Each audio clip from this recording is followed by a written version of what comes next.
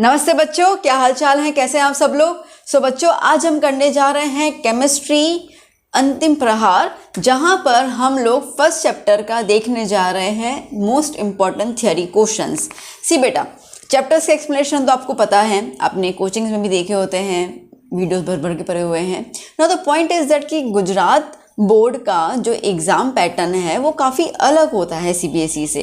तो आपको यहाँ पर मैं वो कोशिश करूँगी सिखाने का कि आपको आंसर्स कैसे प्रेजेंट करने हैं, और हम वही क्वेश्चंस करेंगे जो द मोस्ट हैं। ओके, जिसमें से अगर हम देखें तो ऑलमोस्ट हमारा पेपर जो है वो 90% निकलने के चांसेस इसमें से आपको मिल जाएंगे। तो हम लोग पहले थ्योरी क्वेश्चंस करेंगे और फिर हम करेंगे हमारे न्यूमेरिकल्स को प्रैक्टिस। तो दोनों चीज़ें मैं आपको करवाती जाऊंगी। तो आइए देख लेते हैं कि आपको आंसर्स को प्रेजेंट कैसे करना है to score full marks in the answer. तो जैसे कि हमारे पास पहला क्वेश्चन दिया हुआ है बच्चा, first question is that right the difference between the ideal solution and non ideal solution, also draw the graph. ठीक है, तो आइडियल सॉल्यूशन और नॉन आइडियल में डिफरेंस बताना है। मैंने आपको यहाँ पर एक स्टेटमेंट के फॉर्म में दिया, आप चाहो तो बीच में लाइन खींच के लेफ्ट राइट के फॉर्म में भी लिख सकते हैं, टेबुलर फॉर्म के अंदर भी, that is also okay, no problem. ठीक है, तो देखो आइडियल सॉल्यूशन क्या होता है। आइडियल सॉल्यूशन ये होता है जो रॉल्ट लॉ को ओबे करता है बड़े प्यार से। ठीक है, कि हाँ पापा जी जो आप कहेंगे हम वही करेंगे, उसके अलावा हम कुछ भी नहीं करेंगे। ठीक है, तो पापा ने बोला कि ये करना है तो करेंगे, पापा ने बोला ये नहीं करना तो नहीं करेंगे। तो इसका मतलब ये कि रॉल्ट लॉ को बिल्कुल आंख बंद करके जो फॉलो करता है जो भी सॉल्यूशन, उसको हम लोग कहेंगे आइडियल सॉल्यूशन। पॉइंट समझ में आई। ठीक है, अब बेसिकली रॉल्ट लॉ आपको पता है कि वो क्या होता है ना, कि वो ऐसा कहता है कि आपके पास एक सॉल्यूशन है। ठीक है, समझो आपके पास एक वॉलेटाइल सॉल्यूशन है, वॉलेटाइल सॉल्वेंट है। ठीक है, तो समझो फॉर एग्जांपल कि मैं बहुत सिंपल एग्जांपल ले लेती हूँ। जैसे हम लड़कियाँ नेल पेंट रिमूवर यूज़ करती हैं ना, एसीटोन। ठीक है, तो नेल पेंट रिमूवर हम लोग क्या करते हैं, फटाफट से उसको बंद कर देते हैं। ठीक है, खुला नहीं छोड़ते हम लोग। क्यों नहीं छोड़ते? हमको पता है कि वो क्या हो जाएगा, वेपर में कन्वर्ट हो जाएगा, होगा ना। ठीक है, तो प्योर हम जब हमारा नेल पेंट रिमूवर लेते हैं तो उसको हम खुला छोड़ देंगे तो वो कन्वर्ट होगा वेपर के अंदर, है ना। तो अब जब जैसे वो लिक्विड के पार्टिकल्स वेपर में कन्वर्ट हो जाएंगे तो वो एक प्रेशर क्रिएट करेंगे लिक्विड के ऊपर, सॉल्वेंट के ऊपर, कंपोनेंट आप बोल सकते हो उसके ऊपर। तो ये जो प्रेशर क्रिएट होता है, ठीक है, उसी के बेसिस पे हमें रॉल्ट जी ने एक इक्वेशन बताया था।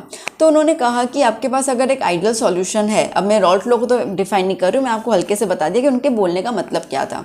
ठीक है, तो रॉल्ट लॉ जो है वो ये कहता है, मैं एक पॉइंट बता दूँ कि कोई भी अगर हमारे पास ठीक है, कि कोई भी अगर हमारे पास एक सॉल्वेंट है या सॉल्यूट है, ठीक है, एक कंपोनेंट है, समझो एक कंपोनेंट है, तो ये जो होगा, ठीक है, वो डायरेक्टली प्रोपोर्शनल होगा। दैट मीन्स का vapour pressure of the component A is directly proportional to its mole fraction.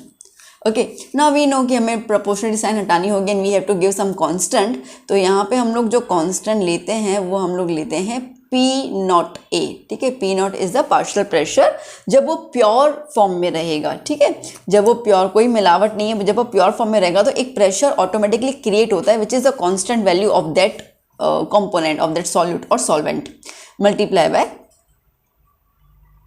Mole fraction. ठीक है, तो ये बेसिकली उनके बोलने का मतलब था। अब अगर हम एक आइडियल सॉल्यूशन लेते हैं ना, यू नो बेटा, सॉल्यूशन इसका मतलब कि जिसके अंदर सॉल्वेंट और सॉल्यूट होना चाहिए, है ना, तभी सॉल्यूशन बोलते हैं ना। तो एक आइडियल सॉल्यूशन के अंदर जो भी वेपर प्रेशर होगा, ठीक है, तो टोटल वेपर प्रेशर जो होगा वो दोनों सॉल्यूट और सॉल्वेंट का सम अप होगा। ठीक है ना, मैंने आपको बताया कि रॉल्ट लॉ के हिसाब से अगर हम प्योर सॉल्वेंट और प्योर सॉल्यूट की बात करते हैं तो उसका भी अगर हम वेपर प्रेशर निकालते हैं तो वो क्या हो जाएगा, P nought A into mole fraction of the A component, again P nought B or into mole fraction of the B component. ठीक है, तो ऐसे सॉल्यूशंस में क्या होता है ना बेटा, ऐसे सॉल्यूशंस में सॉल्वेंट सॉल्यूट और सॉल्वेंट का जो इंटरेक्शन होता है वो बिल्कुल सेम होता है। बताइए समझ मैंने क्या बोला। ठीक है, इनका इंटरेक्शन जो है वो काफ़ी सेम होता है। तो जैसे समझो कि ये सॉल्यूट ए के पार्टिकल्स हैं, ठीक है, और यहाँ पे भी सॉल्यूट ए के पार्टिकल्स हैं। ठीक है, अब मैंने क्या किया, मैंने ये सॉल्यूट ए के पार्टिकल्स को यहाँ से हटा दिया। ठीक है, और यहाँ पे मैंने समझो कि सॉल्वेंट के पार्टिकल्स को रख दिया। ठीक है, अब जो डिस्टेंस मॉलिक्यूल्स का सॉल्यूट के बीच में था, सेम आपको सॉल्वेंट सॉल्वेंट में दिखेगा, सेम जब हम इन दोनों को मिक्स करेंगे तो आपको सेम दिखेगा। ठीक है, तो इसका मतलब है कि interaction molecular force of attraction जो है बेटा वो सेम है। ठीक है, तो सॉल्वेंट सॉल्यूट का और सॉल्यूट का तीनों का मोल फ्रैक्शन तीनों का interaction force of attraction same है, यहाँ पे कोई चेंज नहीं है। ठीक है, अब अगर ये कोई चेंज नहीं है इसका मतलब ये है कि देखो अगर आप कोई भी दो चीज़ें मिलाते हो तो कुछ एनर्जी एब्जॉर्ब होती है। ठीक है, जब वो दोनों चीज़ें मिल जाएंगी तो वो एनर्जी रिलीज कर लेंगे क्योंकि एक बार बॉन्ड बन गया। तो जितना ज़्यादा एनर्जी यहाँ पर एब्जॉर्ब होता है, मतलब एंथैल्पी जितना एब्जॉर्ब होगा उतना ही एंथैल्पी यहाँ पे रिलीज भी हो जाएगा। मतलब कि एंडोथर्मिक रिएक्शन और एक्सोथर्मिक रिएक्शन दोनों यहाँ पर सेम बराबर होते हैं, इसके लिए एंथैल्पी में हमें कोई चेंज नज़र नहीं आता है। तो यहाँ पे डेल्टा एच क्या हो गया बेटा, 0। ठीक है, ओके। उसके अलावा ऐसे कोई सॉल्यूशंस, अब मैंने क्या बोला कि इसमें कोई वॉल्यूम चेंज नहीं होने वाला। ठीक है, समझो कि ए हम ले रहे हैं 30 ml, बी मैं ले रही हूँ 20 ml। ठीक है, तो मुझे ए बी कितना मिल जाएगा, 50 ml। ठीक है, इसका मतलब यह है कि ना पार्टिकल्स नज़दीक आ रहे हैं ना पार्टिकल्स दूर दूर जा रहे हैं। ठीक है, ना वो गैशियस फॉर्म में कन्वर्ट हो रहे हैं ना वो सॉलिडिफिकेशन फॉर्म में आ रहे हैं। ठीक है, जैसे हैं वैसे ही हैं, कोई दिक्कत नहीं है। तो यहाँ पर मिक्सिंग ऑफ जो है वो भी 0 है। ठीक है, कोई चेंज आया नहीं है, पहले भी जितना था उसके बाद उतना है, दैट्स इट। कोई बड़ी बात नहीं है यहाँ पर। तो ऐसे जो सॉल्यूशन होते हैं उसको अपन बोलते हैं आइडियल सॉल्यूशन। पॉइंट समझ में आ गई? एग्जाम्पल लर्न कर लेना, बहुत बार पूछते हैं, बहुत इंपॉर्टेंट चीज़ है ये। ठीक है, ब्रोमो इथेन और क्लोरो इथेन। अब आप देखो पॉइंट को समझो बेटा, ब्रोमो और क्लोरो तकरीबन इनके कैरेक्टरिस्टिक सेम है, साइज ऑफ द मॉलिक्यूल्स भी सेम है, सेम ग्रुप में ही आते हैं। तो इसके लिए ये दोनों फॉलो कर सकते हैं आइडियल सॉल्यूशन को। ठीक है, फिर हम बात करते हैं बेंजीन और टोल्यूइन। बेंजीन और टोल्यूइन तकरीबन सेम होते हैं। ठीक है, दोनों का जो है वो रिंग स्ट्रक्चर रहता है ना। यहाँ पे सिर्फ CH3 आ जाएगा। ठीक है, दोनों का रिंग स्ट्रक्चर होता है। हेक्सेन और हेप्टेन थोड़ा सा डिफरेंस होगा। ठीक है, ज़्यादा डिफरेंस है नहीं, तकरीबन सेम ही है इनके साइज भी।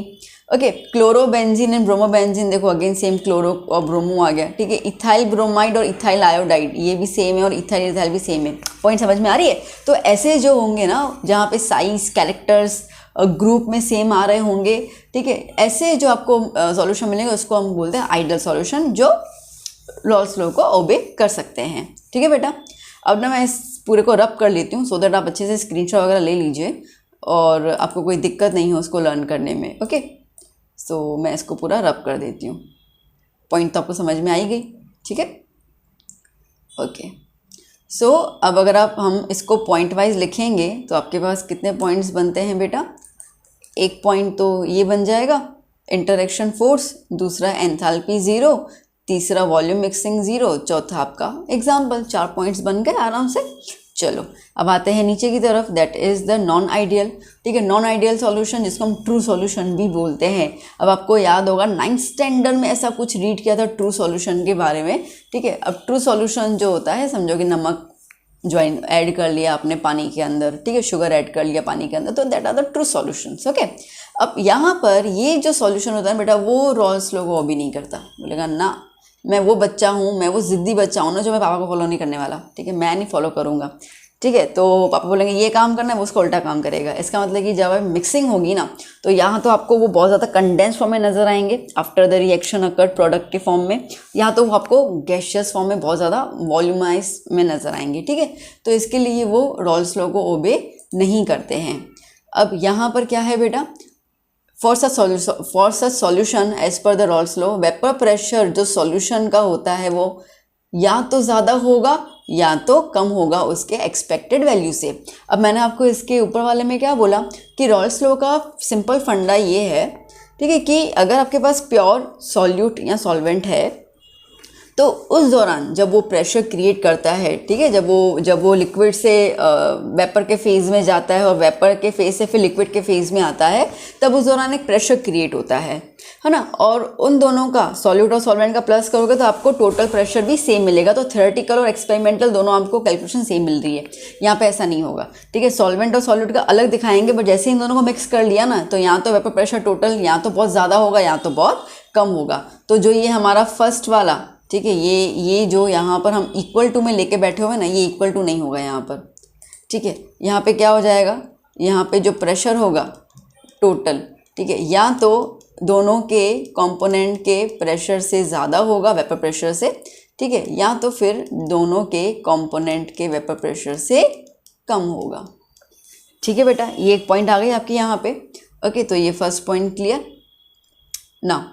अब यहाँ पर अगर हम देखते हैं बेटा, तो यहाँ पर इंटरमोलिकुलर फोर्स ऑफ अट्रैक्शन जो है वो सेम नहीं होने वाला है, ठीक है, सीधी सी बात है। तभी तो या तो वो कॉन्ट्रैक्ट करेंगे, ठीक है, या तो वो स्प्रेड होंगे, वेपराइज हो जाएंगे, ठीक है, तो ये कभी भी सेम नहीं होगा।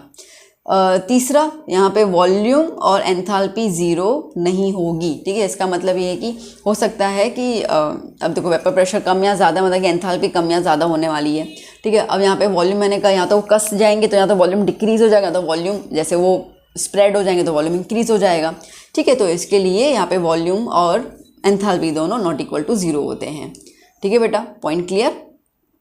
ओके, चलिए अब ग्राफ देख लेते हैं हम लोग, ठीक है। आइडियल सॉल्यूशन का ग्राफ देखो बेटा क्या बोल रहा है, आपको अच्छे से समझना है इस चीज़ को, ठीक है। अब यहाँ पे ये मोल फ्रैक्शन के रेस्पेक्ट में है और ये टोटल प्रेशर के रेस्पेक्ट में है, ठीक है। तो रॉल्स लॉ तो यही कह रहा है ना, that P is proportional to the mole fraction, है ना। तो इसके लिए ग्राफ तो इन्हीं का ही बनेगा। अब आइडियल सॉल्यूशन में क्या है, यहाँ पे मोल फ्रैक्शन हम मान ले रहे हैं, ठीक है, और जाते जाते जाते मोल फ्रैक्शन क्या हो जा रहा है, ज़ीरो हो जा रहा है, ठीक है। मोल फ्रैक्शन मतलब क्या होता है, मोल जो होते हैं वो वेपराइज होते जा रहे हैं, तो पहले पहले सारे हैं, ठीक है, फिर धीरे धीरे वेपराइज होते जा रहे हैं, तो 1 से क्या होता जा रहा है, 0। और ये यहाँ पे हम लोग A के लिए बात कर रहे हैं, इसके लिए B तो यहाँ पे हम 0 मानेंगे, यहाँ पे हम B के लिए बात कर रहे हैं तो इसके लिए B 1 हो गया, और A के मॉलिक्यूल्स जो हैं या नंबर ऑफ मोल जो भी आपका हो वो ख़त्म होते जा रहे हैं, वेपर में कन्वर्ट होते जा रहे हैं, ठीक है, अपन ये चीज़ मान रहे हैं। तो ये क्या हुआ, A से लेकर, ठीक है, सो यहाँ पर आप देखो तो ये 0, ठीक है, तो 0 से लेकर यहाँ पे आया ये वाली लाइन, तो ये क्या हो रहा है, total vapour pressure, sorry partial vapour pressure of the A component, ठीक है। यहाँ पे क्या हो गया, partial vapour pressure of the B component, ठीक है, यहाँ तक आया ये। इन दोनों को हम ज्वाइन कर लेते हैं तो क्या हो जाएगा, ये दोनों का जो वेपर प्रेशर आएगा हमारे पास टोटल, वो दोनों का प्लस होगा, ठीक है, सिंपल। यहाँ पे डेल्टा H मिक्स 0 और डेल्टा V मिक्स 0, ओके, ये पॉइंट्स क्लियर हो गई। अब नॉन आइडियल में दो टाइप के डेविएशन देखने को मिलता है, positive deviation and the negative deviation.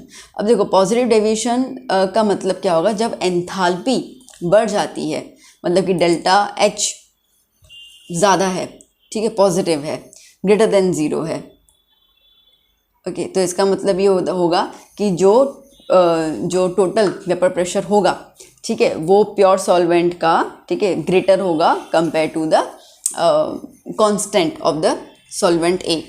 और सिमिलरली जो डेल्टा V होगा वो भी क्या है, ज़्यादा है, तो इसका मतलब कि यहाँ पर अगर हम देखें, अगर डेल्टा V ज़्यादा है इसका मतलब कि जो B कंपोनेंट है, ठीक है, उसका वेपर प्रेशर जो है वो ज़्यादा माना जाएगा। तो अब आपको एक डॉटेड लाइन दी हुई है, वो डॉटेड लाइन इंडिकेट कर रही है रॉल्स लॉ, और उसके ऊपर तो जब पॉजिटिव आएगा, ठीक है, मेन पॉइंट पे ध्यान देना, जब पॉजिटिव आएगा तो आपको ये वाला ग्राफ जो है वो सीधे वाले से ऊपर की तरफ नज़र आएगा, ठीक है। और खाली ऐसा नहीं, अलग अलग भी है, देखो यहाँ पर अगर हम बात कर रहे थे PA, ठीक है, तो PA का देखो पूरा का पूरा जो है वो इस तरीके से फूला हुआ है, ठीक है। सिमिलरली PB का देखो गया तो क्या हो गया, पूरा का पूरा इस तरीके से फूला हुआ है, तो ये पॉजिटिव में बाहर की तरफ बल्ज हो जाते हैं। नेगेटिव डेविएशन के अंदर क्या हो जाएगा, डेल्टा H लेस देन 0 और डेल्टा V भी लेस देन 0, ठीक है। डेल्टा H हम बात करेंगे with respect to the A component और डेल्टा V हम बात करेंगे with respect to the B component, ठीक है। बाकी ग्राफ तो सेम ही। अब आप देखो ये नीचे की तरफ डेविएट हो रहा है ना, ये B के लिए भी देखो नीचे की तरफ डेविएट हो रहा है और A के लिए भी क्या नीचे की तरफ आ रहा है। Done, clear. चलिए, तो ये आपके पास आ जाएगा नेगेटिव और positive deviations for the non ideal solution. Now next question, derive the formula for the osmotic pressure and give the definition of the osmotic pressure, or what is osmotic pressure and how it is related to the molecular mass of the non-volatile solute, ठीक है। तो derivation ही करना है। अब देखो बेटा, पहली बात तो ऑस्मोटिक प्रेशर समझने से पहले मैं आपको थोड़ा सा गाइड कर लेना चाहूँगी अबाउट द ऑस्मोसिस। ऑस्मोसिस क्या होता है, देखो ये हम लोगों ने बहुत लोअर क्लासेस में किया था 9th स्टैंडर्ड में, ठीक है, कि अगर हम एक पानी का कंटेनर ले लेते हैं, ओके, पूरा पानी है, और इसके अंदर हम लोग एक ना किशमिश डाल देते हैं, रेजिन, याद है एक्सपेरिमेंट था, ठीक है। अगर हम इसमें एक रेजिन डाल देते हैं तो धीरे धीरे टाइम होते होते ये रेजिन जो है वो क्या हो जाएगी बेटा, फूल जाएगी, है ना, रेजिन फूल जाएगी। ये रेजिन फूल जा रही है तो इसका मतलब क्या है, अब ये रेजिन की जो ये बाहर आउटर लेयर है, ये आउटर लेयर को हम मेम्ब्रेन बोलेंगे, है ना। तो ये आउटर लेयर में अगर आप देखते हो तो आपको इसमें छोटे छोटे से होल्स नज़र आते हैं। ओके, ये जो होल्स होते हैं ये पानी को अंदर जाने में हेल्प कर रहे थे, ठीक है, पानी को एब्जॉर्ब करने में हेल्प कर रहे थे। तो अच्छा, अब आपने ये चीज़ नोट की होगी बचपन में, नहीं, अब देखना कि सिर्फ पानी ही अंदर जाता है रेजिन के, ठीक है, किशमिश के अंदर का जो भी मिक्सचर होगा, ठीक है, जो भी शुगर लेवल होगा, ग्लूकोज होगा, वो नहीं बाहर आता है, सिर्फ पानी अंदर जाता है। Okay, that's why it is called the semi permeable membrane. ये कुछ ही चीज़ों को अंदर आने की अनुमति देता है, सबको नहीं देता, और कुछ ही चीज़ों को बाहर तो उससे कुछ डाल नहीं रहा है। तो that's why the membrane is called the semi permeable membrane. इतना क्लियर हो गया आपको, ठीक है। तो ये जो पानी का अंदर की तरफ जाने का प्रोसेस है, इसको हम कहते हैं ऑस्मोसिस।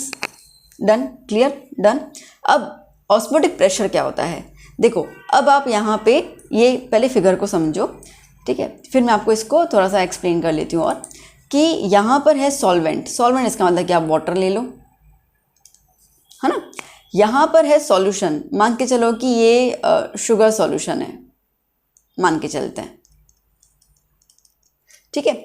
अब ऑस्मोसिस का लाइक रूल क्या होता है ना, रूल ये होता है कि हमेशा जो मॉलिक्यूल्स होते हैं वो सॉल्वेंट के जाते हैं दूसरे कंपोनेंट सॉल्यूशन की तरफ, ठीक है। सॉल्वेंट टू सॉल्यूशन का उनका सफ़र रहता है, ठीक है। तो जैसे अभी यहाँ पे क्या हुआ, यहाँ पे सॉल्वेंट इज़ अ वाटर, ठीक है, तो वाटर जा रहा है ना इसके अंदर तो सॉल्यूट अवेलेबल है ही, जो शुगर तो अवेलेबल है ही इसके अंदर, जो उस पानी के साथ मिक्स होता जा रहा है, और जो किशमिश वो फूलती जा रही है। पॉइंट समझ में आई, ठीक है। तो याद कर लेना कि सॉल्वेंट मॉलिक्यूल्स जो हैं वो हमेशा ट्रैवल करेंगे from lower concentration to the higher concentration. Solvent में थोड़ी शुगर मॉलिक्यूल्स हैं, सॉल्यूशन के अंदर है ना, ठीक है। तो इसके लिए from lower concentration to the higher concentration. अब यहाँ पे अगर ये स्पॉन्टेनियस प्रोसेस है, खुद ही होता है। अगर मुझे इस प्रोसेस को रोकना है तो क्या करूँ मैं काम कर सकती हूँ, यहाँ पे एक पिस्टन लगा दिया हम लोगों ने, कहाँ पे, सॉल्यूशन की तरफ। ओके, अब ये PATM मतलब कि एटमॉस्फेरिक प्रेशर तो लग ही रहा है यहाँ पर, प्लस हम लोग एक्स्ट्रा प्रेशर और लगा रहे हैं, ठीक है। हम एक्स्ट्रा प्रेशर लगा रहे हैं और लगाकर हम लोग मॉलिक्यूल्स को क्या कर रहे हैं, दबा रहे। अब आप सोचो, मॉलिक्यूल्स सॉल्यूशन के मॉलिक्यूल के बीच में कोई जगह रहेगी नहीं तो वो सॉल्वेंट के मॉलिक्यूल्स को एब्जॉर्ब कर पाएगा, नहीं कर पाएगा। तो ये जो प्रेशर लगा रहे हैं ना, इसी को हम बोलते हैं ऑस्मोटिक प्रेशर। बात समझ में आई, ठीक है। देखिए, so the point is here that okay, the flow of solvent, ठीक है, solvent from its side to solution, ठीक है, सॉल्यूशन की तरफ जा रहा है through the semi permeable membrane. उसको अगर हम स्टॉप करना चाहें, इट कैन बी स्टॉप्ड अगर हम एक्स्ट्रा प्रेशर लगा दें। कहाँ पे लगाना है, सॉल्यूशन की तरफ लगाना है। ये जो प्रेशर हम लगाएंगे सॉल्वेंट के पार्टिकल्स को फ्लो होने से, मूव होने से बचाने के, मतलब वहाँ पे जाएगा तो सही बट वो मिक्स ही नहीं हो पाएगा, ठीक है। तो इसके लिए पार्टिकल्स वहीं के वहीं स्टॉप हो जाएंगे। This pressure is called the osmotic pressure. आई बात समझ में। तो इन शॉर्ट हम ये बोल सकते हैं कि वो प्रेशर जो स्पॉन्टेनियस फ्लो ऑफ सॉल्वेंट है, खुद ही खुद हो रहा था ना, उसको हम स्टॉप कर लेते हैं, दैट इज ऑस्मोटिक प्रेशर, ठीक है। तो osmotic pressure has been found to depend on the concentration of the solution. देखो पॉइंट को समझना, यहाँ पे सॉल्यूशन जो है शुगर सॉल्यूशन, मैंने अगर शुगर के पार्टिकल्स कम डाले होंगे तो सॉल्वेंट ज़्यादा आएगा बिकॉज स्पेस है।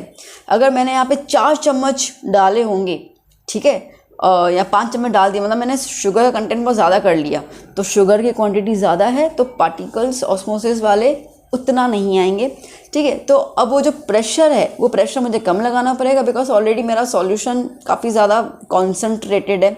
बात समझ में आई। तो याद कर लेना कि ऑस्मोटिक प्रेशर जो है ना बेटा, वो डिपेंड करता है सॉल्यूशन के कॉन्सेंट्रेशन के ऊपर, और कॉन्सेंट्रेशन 99% हम लोग कैलकुलेट करते हैं on the basis of the solute. बात समझ में आई, ठीक है। चलिए, ऑस्मोटिक प्रेशर कैसी प्रॉपर्टी बेटा, इट्स अ कॉलिगेटिव प्रॉपर्टी, ठीक है। तो इसका मतलब कि वो डिपेंड करती है सॉल्यूट के पार्टिकल्स के ऊपर। मैंने कहा ना अभी, ठीक है, कि अगर मैंने 4 चम्मच शुगर डाल दिया तो like number of sugar particles ज़्यादा हो गए, है ना, तो ये उस पर डिपेंड करती है। अब यहाँ पे मैं शुगर की जगह सॉल्ट डालूँ, उससे कोई फ़र्क नहीं पड़ेगा, ठीक है। तो नेचर से के ऊपर फ़र्क नहीं पड़ता, नंबर ऑफ मोल्स के ऊपर डिपेंड करता है, तो इसके लिए इसको हम कोलिगेटिव प्रॉपर्टी कहते हैं।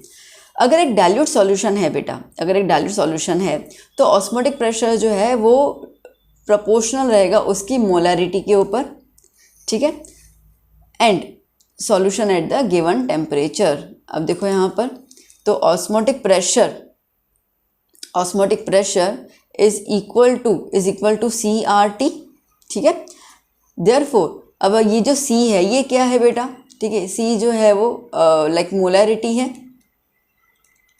ठीक है। मोलैरिटी हम कैसे निकालते हैं, number of moles upon volume of solution, ठीक है। तो N2V इंटू RT, तो इस C की जगह पर क्या लिख दिया हम लोगों ने, ठीक है। तो osmotic pressure is equals to CRT, तो osmotic pressure is equals to N2 मतलब कि number of moles of solute, ठीक है, अपॉन V RT, ओके। अब यहाँ पर N2 कैसे निकाल दे, नंबर ऑफ मोल्स कैसे निकाल दे बेटा, मास ऑफ सॉल्यूट, याद है ना, mass of solute upon molar mass of solute, ठीक है।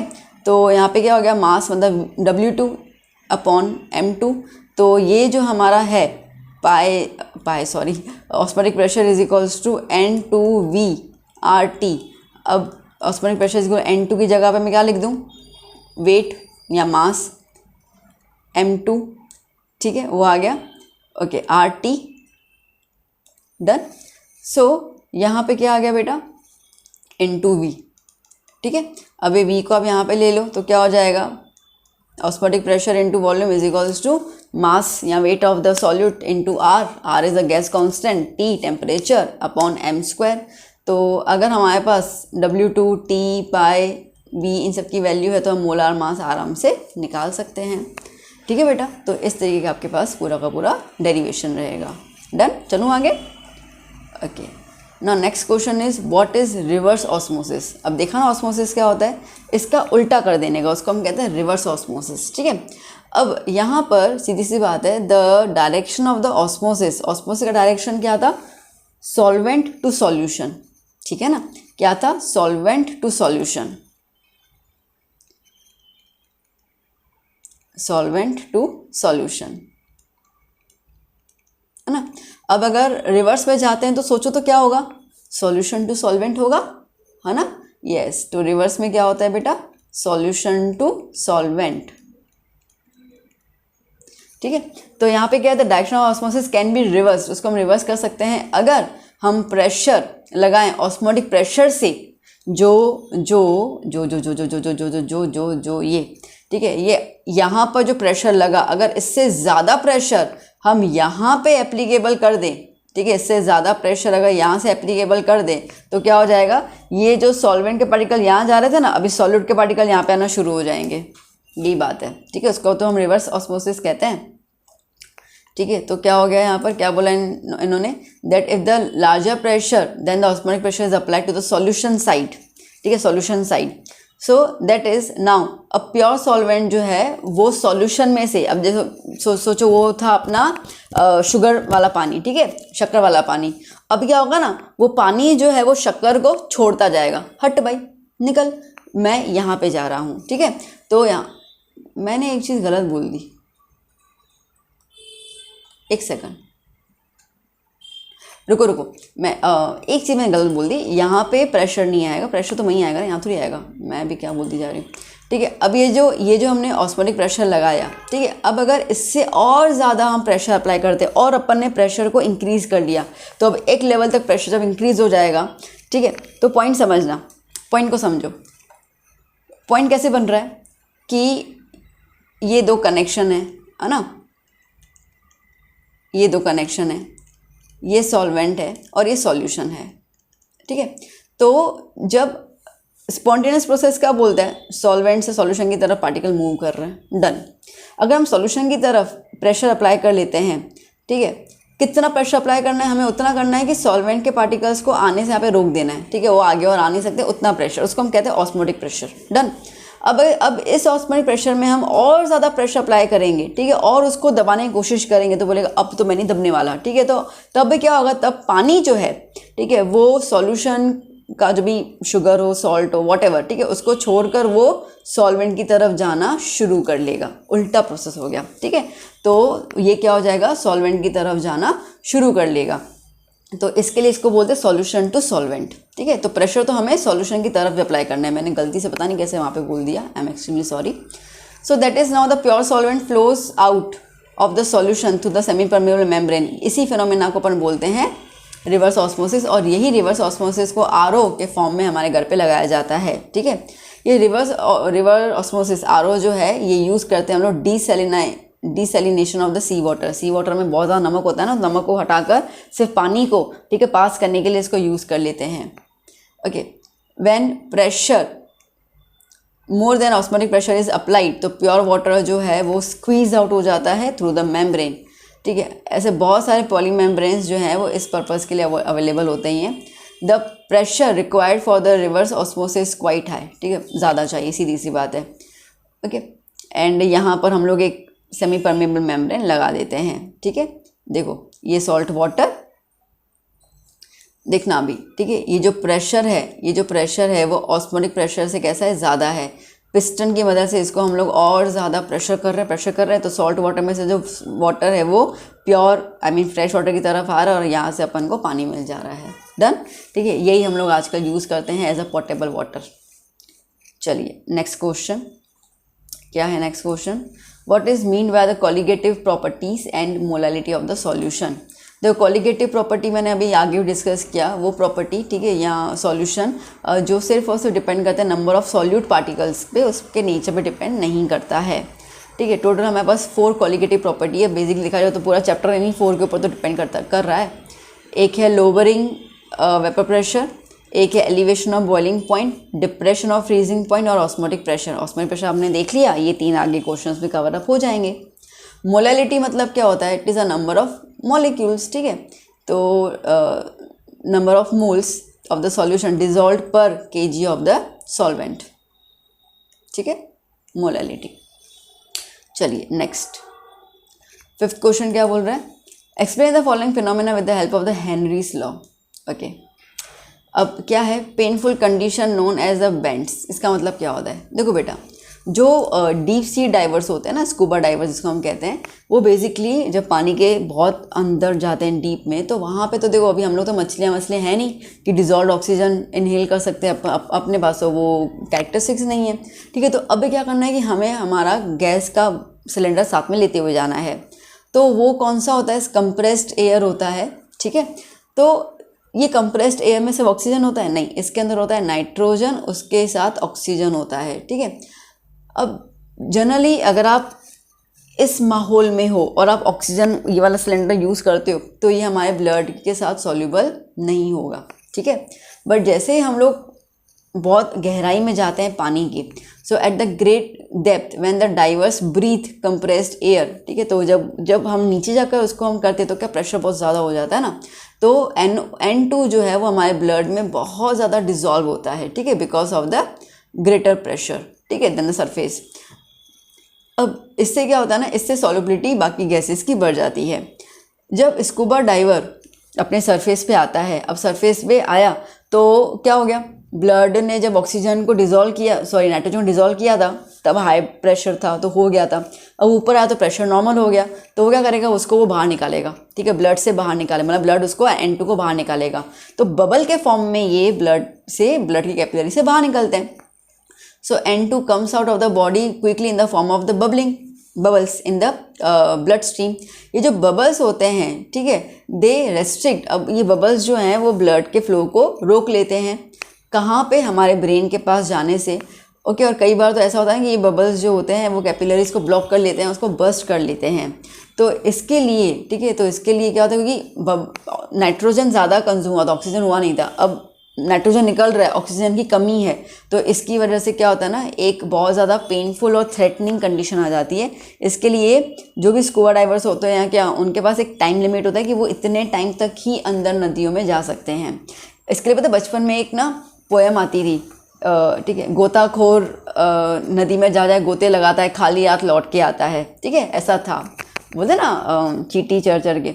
तो वो वाली जो पूरी पोएम थी, तो उसके अंदर गोताखोर नीचे जाता है और वापस ऊपर आ जाता है। क्यों? वो ज़्यादा समय नहीं रह सकता? नहीं रह सकता है, क्योंकि उसकी बॉडी फिर लाइक मरने के चांसेस ज़्यादा हो जाते हैं। ठीक है, तो एक टाइम लिमिट होता है, उसी टाइम लिमिट में उनको अगर चीज़ मिल जाती है, जो भी नीचे जाते हैं वो आ जाती है, ठीक है, नहीं तो बाहर आना पड़ता है।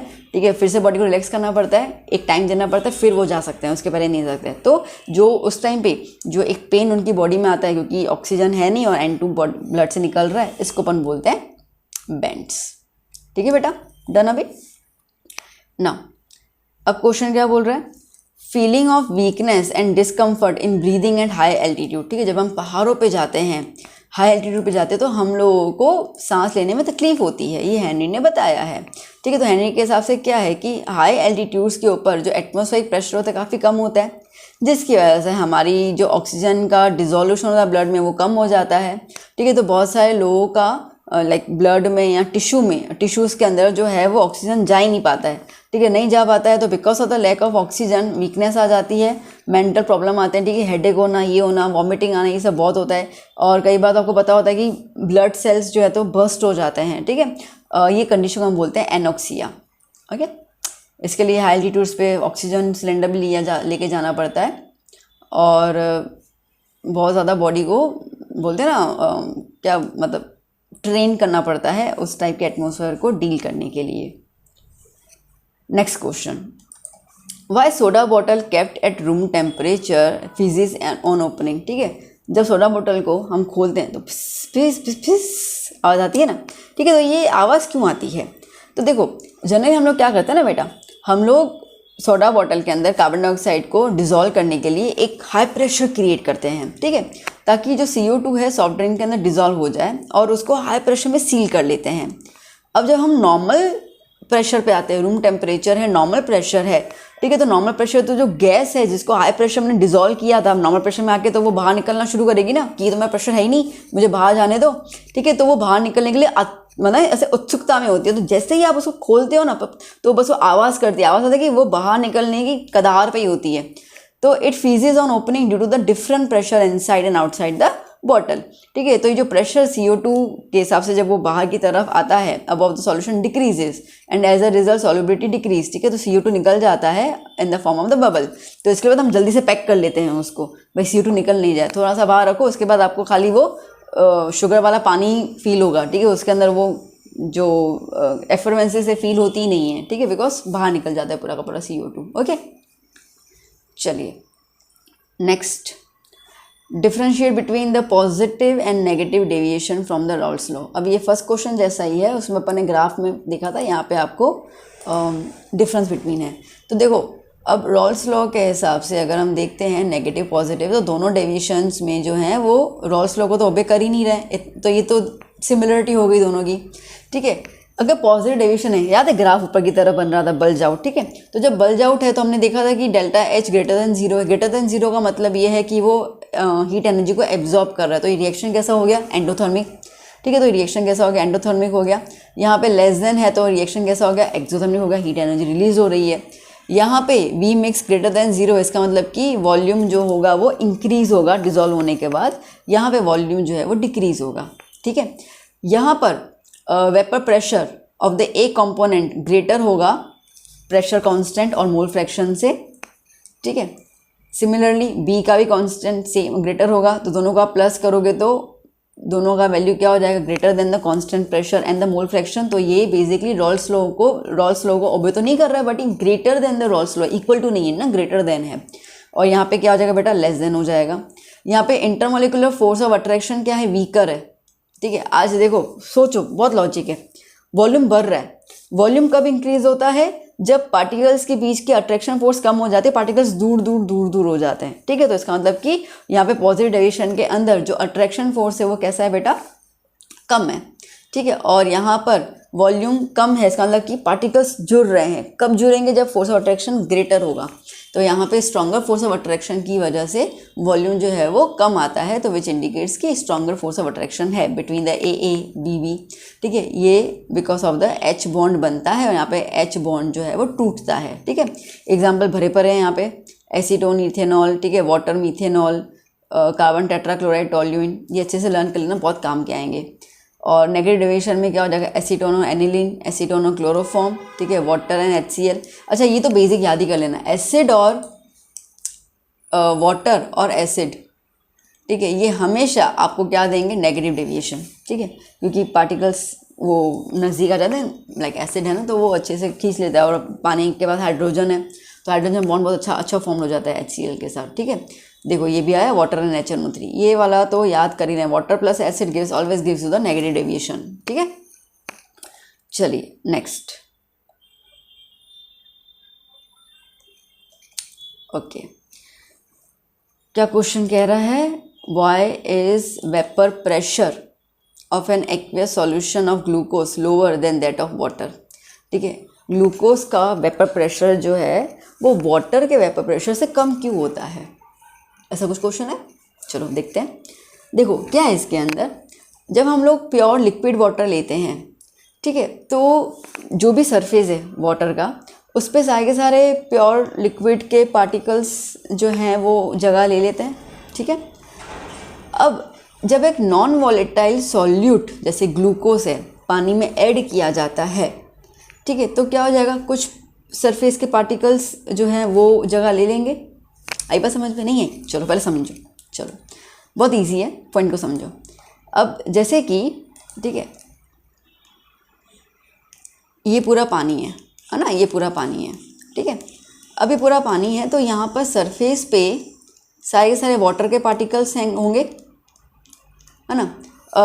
अब खुला छोड़ दिया हम लोगों ने इसको, वेपराइज भी होगा, ठीक है, तो इवेपोरेशन होगा, तो यहाँ पे ये जो पार्टिकल्स हैं वो क्या बनेंगे, वेपर में कन्वर्ट हो जाएंगे, ठीक है। तो यहाँ पर आप देखो तो लिक्विड टू वेपर फेज और वेपर टू लिक्विड फेज चलता रहेगा, इक्विलिब्रियम में एस्टेब्लिश हो जाएगा, चलता रहेगा, okay.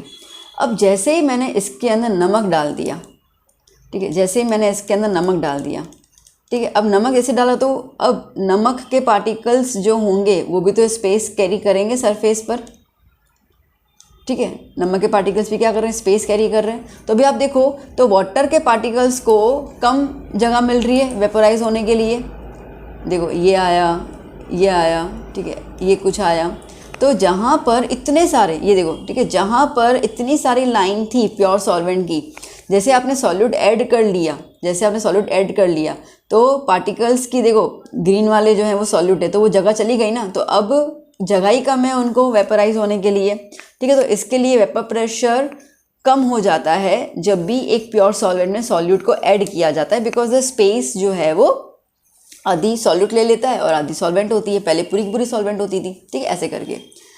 So therefore the fraction of the surface covered by the solvent molecules resulting in escaping, ठीक है, तो बहुत कम हो जाता है, फ्रैक्शन मतलब कि बहुत कम पोर्शन बच गया, इसकी वजह से जो सॉल्वेंट मॉलिक्यूल्स हैं एस्केपिंग जो निकल रहे हैं वो क्या हो जाएंगे, रिड्यूस्ड हो जाएंगे, ठीक है, and the vapour pressure of an aqueous solution decreases. इसके लिए आप देखना बेटा, जब बारिश गिरती है तो वो प्योर सॉल्वेंट होता है बारिश वाला पानी, ठीक है, वो जल्दी से वेपराइज हो जाता है, होता है ना।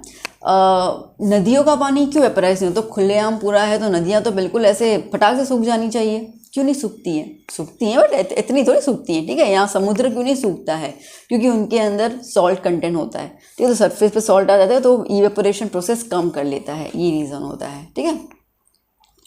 चलिए नेक्स्ट, क्या क्वेश्चन आया भाई साहब, right Rawls law for the volatile solvent and non volatile solute.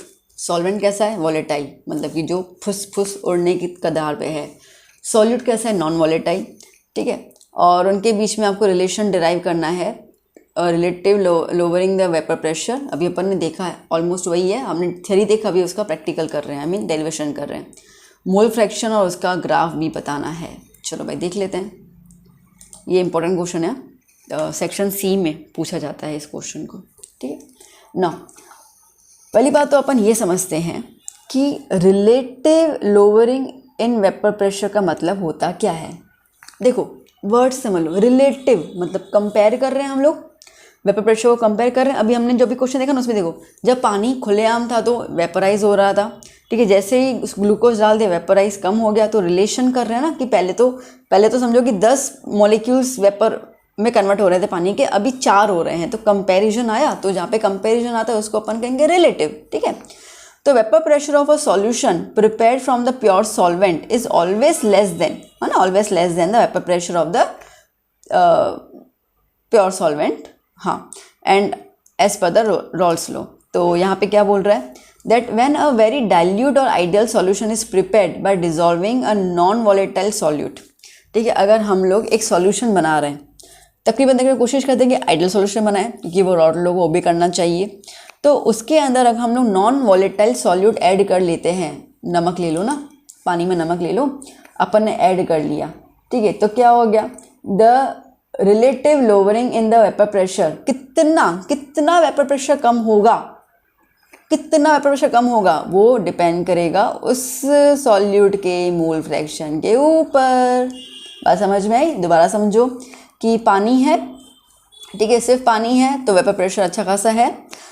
Ideal solution बनाने के लिए, ठीक है, हम ये करेंगे, ओबे करेगा रॉल्ट लोगो, तो हम लोग इसके अंदर समझो कि सॉल्ट ऐड कर लेते हैं, ठीक है, तो वेपर प्रेशर कम हो गया। Now the point is that come तो हुआ, वो तो हम समझ गए मैम कि आपने बोला कि जैसे ऐड होगा तो सरफेस से पार्टिकल्स आ जाते हैं तो कम तो हो जाएगा। मैम कितना कम होगा वो कैसे पता चलेगा? तो जितना नंबर ऑफ मोल्स से हम लोगों को मोल फ्रैक्शन मिलता है ना, तो इसका मतलब ये है कि vapour pressure proportional to the number of moles आया। तो vapour pressure of the solution P1, okay, and it depend upon the number of moles. आई बात समझ में? अब इसको हटाएंगे, है ना, प्रोपोर्शन से हटाएंगे तो क्या होगा, यहाँ पे कांस्टेंट आना चाहिए, pressure constant, vapour pressure constant, ठीक है, तो that is the vapour pressure of the pure solvent. Okay, now अब क्या हुआ यहाँ पर, अब ऐसा है कि जब हम लोग यहाँ पे लोअर करते हैं, okay, relative lowering the vapour pressure by dissolving in the non volatile solute in a volatile solvent is, तो क्या हो जाएगा बेटा जी, ओके, तो यहाँ पे जो कांस्टेंट है vapour pressure of the pure solvent, ठीक है, और वेपर प्रेशर इनका माइनस करेंगे, कितना कम हो रहा है, ठीक है, आज थोड़ा सा मैथ्स याद करो। अगर अपन ये बोलते हैं, समझो पॉइंट को समझना, ठीक, अगर हम ये बोलते हैं कि भैया प्रॉफिट परसेंटेज कितना है, तो हम लोग क्या करते थे, प्रॉफिट निकालते थे, profit upon CP multiply by 100। Profit मतलब क्या होता था, प्रॉफिट मतलब कि SP माइनस CP, है ना। अब यहाँ पे देखो, constant vapour pressure pure solvent का minus vapour pressure of the solution upon में क्या लिखेंगे, वेपर कांस्टेंट ही आएगा ना, ठीक है, vapour pressure of the constant, ठीक है, तो ये आ गया आपके पास सॉल्यूशन 1 का। डन, समझ में आया? थोड़ा मैथ्स का मैंने बेसिक के थ्रू बताया कि माइनस क्यों कर रहे हैं हम लोग, ठीक है, कितना डिफरेंस है, वेपर प्रेशर कितना डिफरेंस है, उसके लिए हम लोगों को कांस्टेंट प्योर सॉल्वेंट का वेपर प्रेशर और सॉल्यूशन का वेपर प्रेशर माइनस करना पड़ेगा with respect to pure solvent का वेपर प्रेशर, ठीक है। सेम आप करोगे किसके लिए, सॉल्यूट के लिए, ठीक है, तो क्या हो जाएगा, अब सॉल्यूट के लिए X2 आ गया यहाँ पे, सो मतलब मोल फ्रैक्शन 2, ठीक है। अब एक डाइल्यूट सॉल्यूशन के लिए ये क्या हो जाएगा, ये डिपेंड कर रहा है किसके ऊपर, ये डिपेंड कर रहा है, देखो बात समझना मेरी, अब ये जो है वो डिपेंड कर रहा है मोल फ्रैक्शन के ऊपर। समझो मैं ये बोलती हूँ कि P01 minus P1 upon P01 depends on the mole fraction, ठीक है। मोल फ्रैक्शन होता क्या है, मोल फ्रैक्शन होता है number of molecules of A 1+2 upon number of molecules of 1+2, ठीक है। इसको उल्टा कर लेंगे तो क्या हो जाएगा, N2, ठीक है, ये कट जाएगा तो N2 अपॉन N1, ठीक है। अब N2 क्या होता है, N2 is considered as the atomic mass upon the molecular mass, ठीक है। तो इस N2 की जगह पर हमने लिख दिया, so P10 minus P1 upon P10 is equals to N2 की जगह पे अपन क्या लिख देते हैं, V2 अपॉन M2, और N1 की जगह पे क्या लिख देंगे, V1 अपॉन M1, क्रॉस में ऊपर ले लें हम लोग, तो V2 upon M2 multiply by M1 upon V1 आ गया ये, ठीक है। अब W2 is the mass of solute, W1 is the mass of solvent, ठीक है। M1 is the mass of molecular mass of solvent और M2 is the molecular mass of solute, ठीक है। सो vapour pressure of the pure volatile solute pure, ठीक है, pure के लिए हम लोग क्या बोलेंगे, P0A, और प्योर वोलेटाइल सॉल्वेंट के लिए क्या लिख देंगे, P0B। अब हमें पता है रॉल्स लॉ के हिसाब से ये वाला फॉर्मूला बनता है दोनों का प्योर फॉर्म में, तो इसका मतलब कि दोनों का प्लस इक्वल टू टोटल होना चाहिए, ठीक है। तो मोल fraction of the gases component can be calculate, तो हमें अगर मोल फ्रैक्शन निकालना है तो क्या हो जाएगा, उस कंपोनेंट का partial pressure divide by the total pressure, ठीक है, उस कंपोनेंट का partial pressure divide by the total pressure, ठीक है। तो क्या हो जाएगा, P0A उस कंपोनेंट का partial pressure upon total pressure, ठीक है। So when the gas solute is dissolve in liquid state, अगर हम गैस सॉल्यूट को डिजोल्व करें लिक्विड स्टेट के अंदर, ठीक है, जैसे कि CO2 को हम डिजोल्व कर रहे थे शुगर वाले पानी के साथ, ठीक है, तो सॉल्यूशन जो है as per the rot law क्या हो जाएगा, सेम सॉल्युबिलिटी क्या हो जाएगी हेनरीज के हिसाब से, ठीक है, P is equals to KH, that means Henry's constant into the mole fraction of the A। Graph same ही है, रॉल्स लॉ को अपन ने आगे देखा ही था ग्राफ, ठीक है, तो सेम चीज़ आएगी यहाँ पर, ओके। नाउ नेक्स्ट क्वेश्चन क्या बोल रहा है बेटा, what is elevation in boiling point, ठीक है, एलिवेशन इन बॉइलिंग पॉइंट मतलब क्या होता है और उसका हमें मॉलिक्यूलर फॉर्मूला मास निकालना है कैलकुलेशन का। देखो boiling point of solution is always more than that of the boiling point of the pure solvent, ठीक है, बहुत सिंपल सी बात है। तो अगर हम लोग एक सॉल्यूशन लेते हैं तो उसका बॉइलिंग पॉइंट हमेशा ज़्यादा होता है प्योर सॉल्वेंट से, प्योर सॉल्वेंट तो क्या है ना, प्योर सॉल्वेंट तो जल्दी से बॉयल हो जाता है, ठीक है। बस यही जो होता है ना, इसी कैटेगरी को हम लोग बोलते हैं elevation in boiling point. Elevation मतलब कि बढ़ जाना, ठीक है, तो बॉइलिंग पॉइंट बढ़ गया। तो जैसे कि आप समझो कि मैंने पानी लिया, ठीक है, पानी को अपन बॉयल करते अपने को पता है 100 डिग्री सेल्सियस से बॉयल होगा, है ना। समझो अब इसके अंदर मैं शुगर डाल देती हूँ तो ये सॉल्यूशन बन गया। अब अगर मैं इसको बॉयल करूँगी ना बेटा तो ये मुझे 100 से ज़्यादा दिखाएगा, 102 इसके आसपास दिखाएगा। तो ये जो रेज हुआ 2 डिग्री का, इसी को ही हम लोग बोलते हैं एलिवेशन इन बॉइलिंग पॉइंट, ठीक है। नाउ अब इसका ग्राफ बहुत इंपॉर्टेंट है, देखिए टेम्परेचर और वेपर प्रेशर, ठीक है। देखो सॉल्वेंट को याद कर लो, पानी को आप गरम करो। एक टाइम ऐसा आएगा जब यहाँ पर जो प्रेशर होगा that is the 1 atmospheric pressure के इक्वल होगा वो, ठीक है। तो इस पॉइंट पे ये वेपर प्रेशर 1 एटमॉस्फेरिक प्रेशर है, इस पॉइंट पे वो सॉल्वेंट जो है वो बॉयल हो रहा है, और जिस टेम्परेचर बॉयल हो रहा है उसको मैं कह देती हूँ T0B। डन। फिर मैंने सॉल्यूशन नमक डाल दिया उसके अंदर या शुगर डाल दिया, अब मैं बॉईल कर रही हूँ। तो देखो बॉईल करते अगर वो 1 एटमॉस्फेरिक प्रेशर पे जब तक आता है तो वो पॉइंट को जब क्रॉस करता है तो उसका टेम्परेचर देखो चेंज हो जाता है। तो ये जो चेंज इन टेम्परेचर हुआ इसी को हम लोग बोलते हैं एलिवेशन। कितना 2 डिग्री चेंज हुआ, मैंने एग्जाम्पल के थ्रू ऐसे समझा रही हूँ मैं आपको। तो सपोज करते हैं कि boiling point of pure solvent is T0B और boiling point of solution is TB। So the rice क्या हो जाएगा, दोनों का डिफरेंस। अब प्रैक्टिकल ऑब्जर्वेशन ये इंडिकेट करता है बेटा, ठीक है, प्रैक्टिकल ऑब्जर्वेशन ये इंडिकेट करता है कि जो एलिवेशन एंड बॉइलिंग पॉइंट है, देखो B stands for the boiling point, ठीक है, T स्टैंड्स फॉर टेम्परेचर, ठीक है, चेंज टेम्परेचर। तो डायरेक्टली प्रोपोर्शनल है, किसके प्रोपोर्शनल है, मोलाल कॉन्सेंट्रेशन ऑफ सॉल्यूट के प्रोपोर्शन है, ठीक है। मोलाल मतलब आप कितना, मैंने क्या बोला कि मैं पानी में नमक डालती हूँ, ठीक है, अच्छी बात है। जब मैंने पानी में नमक डाला तो मैं कितना नमक डाल रही हूँ, 1 चम्मच डाल रही हूँ, 4 चम्मच डाल रही हूँ, 10 चम्मच डाल रही हूँ, कितने चम्मच में नमक डाल रही हूँ पानी के अंदर, तो that is a molal concentration, ठीक है। तो उस पर डिपेंड करेगा। तो मैथमेटिकली अगर हम देखते हैं तो boiling point elevation is direct proportional to the molal concentration. Now you know proportion से हटाने के लिए हमें इक्वल टू में कांस्टेंट डालना पड़ता है। तो हम यहाँ पे क्या डाल रहे हैं, हम यहाँ पे डाल रहे हैं KB इंटू M, ठीक है। अब मोलालिटी होता क्या है, मोलालिटी का सिंपल मतलब यह है कि भैया मास, ठीक है। तो यहाँ पर weight of solute upon molecular mass into weight of solvent, ठीक है। ग्राम में लेंगे तो इसके मल्टीप्लाई बाय 1000 कर लिया, ठीक है, ऊपर, ओके, kg के हिसाब से। तो अब यहाँ पे हमने रख दिया। यहाँ पर अगर हम देखते हैं तो ये जो M है इसकी वैल्यू हम ऐड कर लें यहाँ पर, ये जो M है इसकी वैल्यू यहाँ पे डाल दें।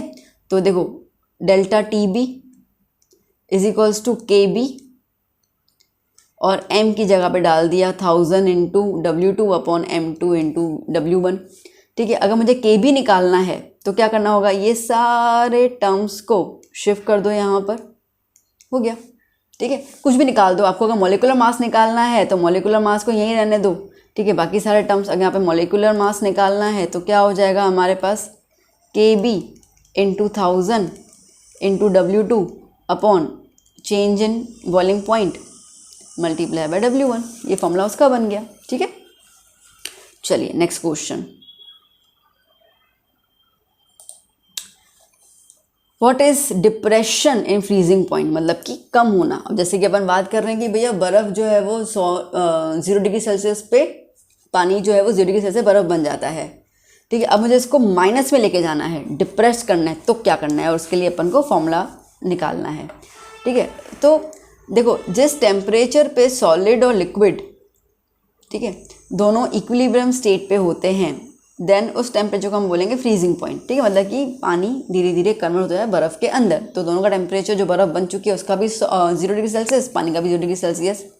जो फ्रीजिंग पॉइंट होता है सॉल्यूशन का वो हमेशा कम होता है freezing point of the pure solvent. ठीक है, फ्रीजिंग पॉइंट कम होता है। ये जो डिक्रीज इन फ्रीजिंग पॉइंट आता है इसी को हम बोलते हैं बेटा डिप्रेशन, और इसको हम लोग सिम्बोलाइज करते हैं, किससे सिम्बोलाइज करते हैं, डेल्टा TF से। ठीक है, दिख ही नहीं रहा, सॉरी। ठीक है, किससे सिम्बोलाइज करते हैं, डेल्टा TF से। ओके, अब ग्राफ के लिए देखो फिर से, अब यहाँ पर कोल्ड सॉल्वेंट लिया। ठीक है, अगेन ये वेपर प्रेशर, अब इसमें तो देखो प्रेशर आने नहीं वाला, क्यों, क्योंकि एटमॉस्फेयर प्रेशर की बात कर, हम तो उसको प्रेशर दे रहे हैं ना ताकि वो कन्वर्ट हो सॉलिड के अंदर। ठीक है, तो इसके लिए प्रेशर यहाँ पे आएगा, बट यहाँ पे वेपर प्रेशर जो है वो प्योर सॉल्वेंट का और उसके रिलेशन टेम्परेचर के थ्रू बताना है। तो क्या हो गया बेटा, यहाँ पर अगर हम देखते हैं तो ये लिक्विड सॉल्वेंट है, मतलब पानी है। ठीक है, इस पॉइंट पे पानी जो है वो 100 डिग्री सेल्सियस से पहुँचा है, तो दैट इज़ द T0F या T डिग्री F। ठीक है, इसको आपने फ्रिज में रखा, पानी को फ्रिज में रखा है, टेम्परेचर अब धीरे धीरे क्या हो रहा है, लिक्विड से वो सॉलिड में कन्वर्ट हो रहा है, पानी से वो बर्फ़ में जा रहा है, तो ये क्या हो जाएगा, कोल्ड सॉल्वेंट। ठीक है, कोल्ड सॉल्वेंट, तो यहाँ पे टेम्परेचर क्या आया, TF, इस टेम्परेचर पे, ठीक है, वो कोल्ड सॉल्वेंट में कन्वर्ट हो गया। तो ये जो डिफरेंस इन टेम्परेचर आया इसी को अपन क्या बोलते हैं, यहाँ पर क्या बोलेंगे हम लोग, यहाँ पर डिप्रेशन या लोअरिंग द फ्रीजिंग पॉइंट।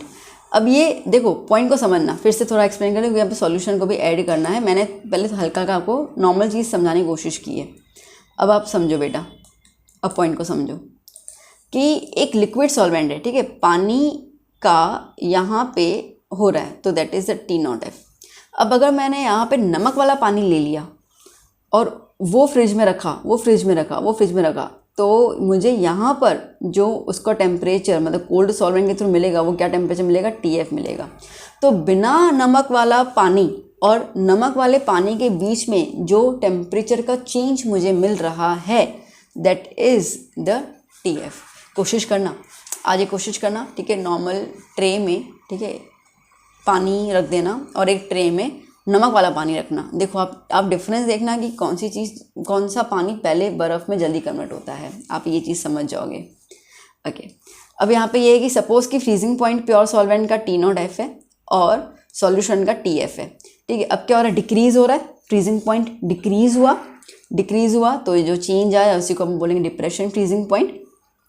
ठीक है, अब यहाँ पे सेम ही है, freezing point is proportional to the molar concentration. अब आप नमक कितना डाल रहे हो पानी के अंदर, जो बर्फ़ में कन्वर्ट होगा वो डिपेंड करता है। ठीक है, सो अगेन यहाँ पे प्रोपोर्शनल साइन हटाने के लिए KF आ जाएगा। मोलारिटी हमने आगे देखा था वही है। ठीक है, मोलारिटी की जगह पे उसकी वैल्यू आ जाती है यहाँ पर। ओके, और KF निकालना है तो सब कुछ रीशफल कर दो, M2 निकालना है तो रीशफल कर दो, सिंपल। ठीक, चलिए नेक्स्ट क्वेश्चन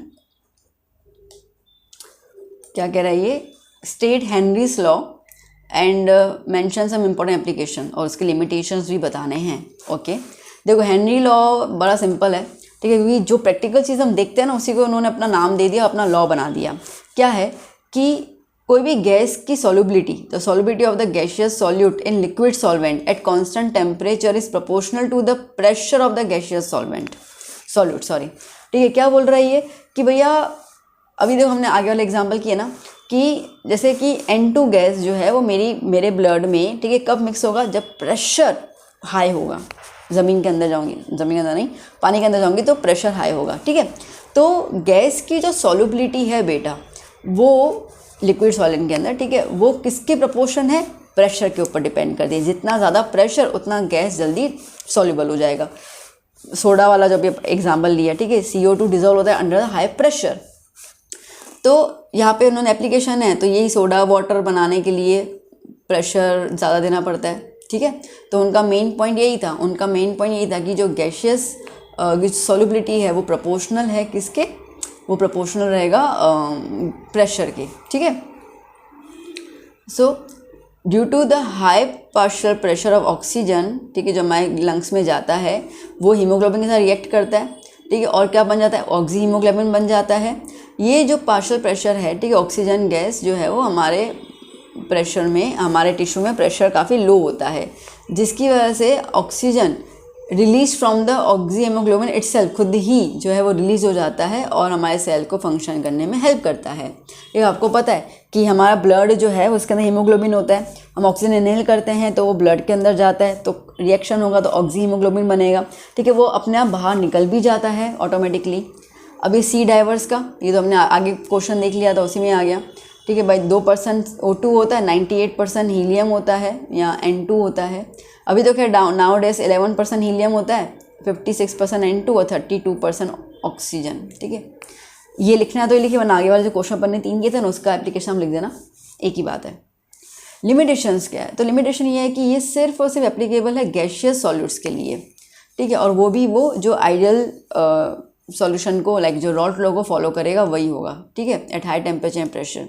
ये लॉ जो है वो एप्लीकेबल है सॉल्यूट के लिए जो एसोसिएशन में नहीं जाएगा, मतलब कि वो, ठीक है, वो ना ही टूटेगा ना ही वो जुड़ेगा। ठीक है, ना डिसोसिएट होगा ना ही वो एसोसिएट होगा when the solute is dissolve in the solvent. तो जैसे N2 है तो N2 अगर ब्लड में जाता है तो वो मिक्स हो जाता है, नया कंपाउंड नहीं बनाता है। ठीक है, जब हम नॉर्मल प्रेशर पे आते हैं तो ब्लड से वो अपने आप रिलीज हो जाता है। ठीक है, तो कोई भी बॉन्ड ब्रेकिंग और बॉन्ड फॉर्मिंग काम नहीं करता है, तो ये उसका एक लिमिटेशन आ गया। It is applicable to the gaseous solute which does not form any product. ठीक है, जैसे मैंने कहा वो कोई प्रोडक्ट नहीं बनाएगा, वो सिर्फ और सिर्फ डिजॉल्व करेगा। ठीक है, तो ये लिमिटेशंस के फॉर्म में इसके आ जाते हैं। लिमिटेशन तो पूछते नहीं है, बट आई थॉट कि चलो थोड़ा बता देती हूँ मैं। तो ये सारे थियरी क्वेश्चंस थे बेटा इस चैप्टर के, प्लीज़ इसको अच्छे से लर्न कर लीजिएगा, आपको काफ़ी हेल्प रहेगा। एंड द वे मैंने आपको प्रेजेंट किया है, ठीक है, इसी वे में आप इसको लिखिएगा तो आपको पूरे के पूरे मार्क्स मिलेंगे। ग्राफ अगर लिखा होता है कि ग्राफ इज़ नॉट नेसेसरी तो नहीं बनाइएगा, वरना मैं प्रेफर करूँगी आप ग्राफ बना के आइएगा, काफ़ी अच्छा इंप्रेशन क्रिएट होता है एग्जामिनर के सामने। तो चलिए बच्चों, कैसा लगा वीडियो ज़रूर बताइएगा, आपका फीडबैक मेरे लिए बहुत इंपॉर्टेंट है, तो गिव मी योर फीडबैक। ठीक है, इसमें कुछ चेंजेस करने हैं या कुछ भी है तो आप ज़रूर बताइएगा। हम मिलते हैं नेक्स्ट वीडियो में। Till then keep study, keep hard working and do share this video with your friends. Bye bye, take care.